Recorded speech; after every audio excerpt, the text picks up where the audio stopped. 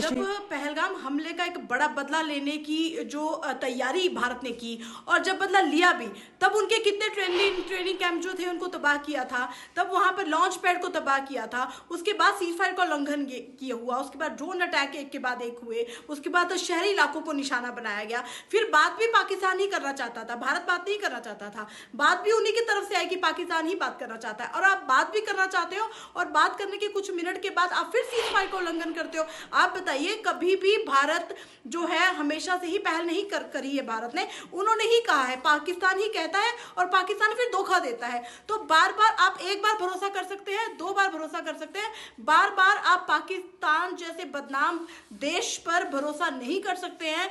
देखिए, आम नागरिक जो था, एक एक नागरिक को आज बहुत खुशी हुई थी, वो चंद पलों की जो खुशी थी वो फिर दोबारा से वो गम में बदल गई कि इतना बड़ा समझौता, कहाँ ये बात हुई है। सब लोग जश्न मना रहे थे और फिर आज कुछ घंटों के बाद, कुछ मिनटों के बाद जो है वो पाकिस्तान ने धोखा दिया है। तो आप समझिए कि जिस तरीके से अब पाकिस्तान वैसे भी अपनी जो हरकतों से बाज नहीं आया है। पाकिस्तान ने सबसे बड़ा काम क्या किया है, पुंछ राजौरी नहीं बल्कि जम्मू संभाग में OGWs की संख्या बढ़ाई है। OGW जो संख्या बढ़ाई है वो भारत के रहने वाले हैं, वो पाकिस्तान के रहने वाले नहीं है। मतलब अगर इन सब चीजों पे समझौता हुआ भी तो वो तब भी यहाँ पर अपने OGWs के संपर्क में रहते और कुछ भी किसी भी तरह की हरकत करने में वो बात नहीं आते, वो संपर्क में रहते और यहाँ पर किसी भी तरह की घटना होती है। हालांकि ये कहा जा रहा था कि अगर पाकिस्तान ने समझौते के बाद कोई टेरर एंगल, किसी भी तरह की टेररिस्ट एक्टिविटी की तो वो वार मारा जाएगा, उसका जवाब उसको भुगतना पड़ेगा। लेकिन आप देखिए, अभी कुछ पल हुए थे और उन्होंने इस तरीके की हरकत करी है और जम्मू संभाग में इस समय मिलिटेंसी भी इतनी ज्यादा पीक पर आ चुकी है कि लगातार जो यहाँ के स्थानीय लड़के हैं उनके साथ वो संपर्क में है।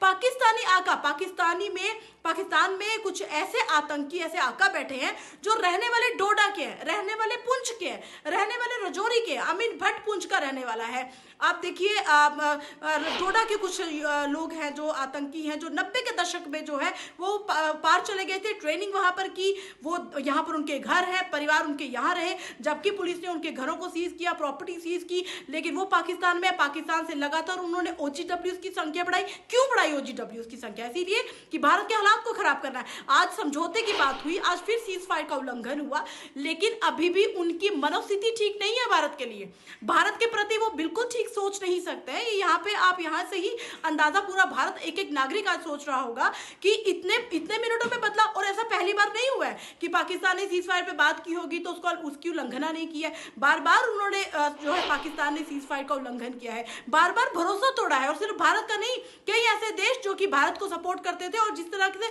ट्रंप की बात की है वो बीच में आए, उनको लगा कि नहीं, भारत पाकिस्तान की बात अब मैं कर रहा हूं, अब सब सामान्य हो जाएगा। लेकिन देखिए, कुछ नहीं हुआ। सब ट्वीट पे ट्वीट कर रहे थे, सब एक दूसरे को मुबारकें दे रहे थे, लेकिन आज देखिए, अभी कुछ पल ऐसा नहीं था कि 2-3 दिन हो गए तो